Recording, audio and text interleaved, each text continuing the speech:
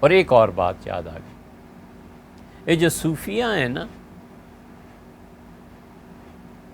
جو ان کا درجہ ہے، اور اس کے بعد عام مسلمان جو نماز روزہ کرتا ہے، حلال کا رزق کھاتا ہے،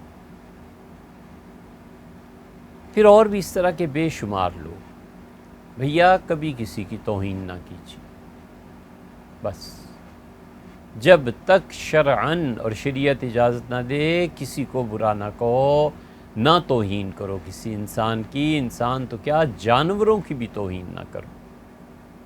آپ کو مجھے کچھ پتہ نہیں ہے خدا کے ہاں اس کا کیا مقام ہے، یہ اللہ کے دوستوں میں کون سی حیثیت رکھتا ہے۔ اللہ اپنے دوستوں کو نہیں چھوڑا کرتا۔ آج کا ایک جملہ کل کو وبا بن جائے، وبال بن کے سامنے آ جائے، پھر کہاں اللہ کی پناہ مانگنی ہے؟ اللہ کے دوستوں کی بے ادبی اور اللہ کے دوستوں کو برا بھلا کہنا یہ رنگ لا کر رہتا ہے، موت سے پہلے بھی اور موت سے پہلے بھی دکھا دیتے ہیں، اور موت کے بعد تو دیکھنا ہی دیکھنا ہے۔ اس لیے کیوں کسی کی توہین کے چکر میں پڑتے ہو یار؟ جو مذہب دین ہے عمل کرو اس میں، ولیعوذ باللہ۔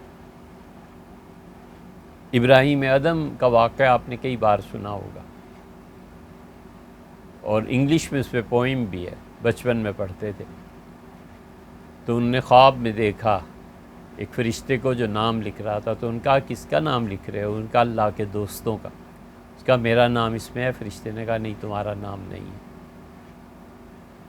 تو اس نے کہا ابراہیم نے کہ اچھا پھر ایسے کر لیں کہ میرا نام اللہ کے دوستوں میں نہیں ہے، لیکن اس کے دوستوں کے جو دوست ہیں اس میں میرا نام لکھ لیں۔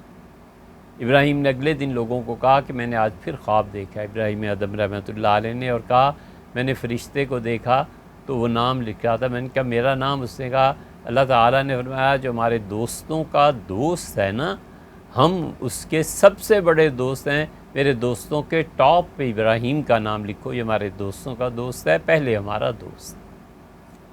اب اس کو بھی اڑا دینا کہ خواب ہے۔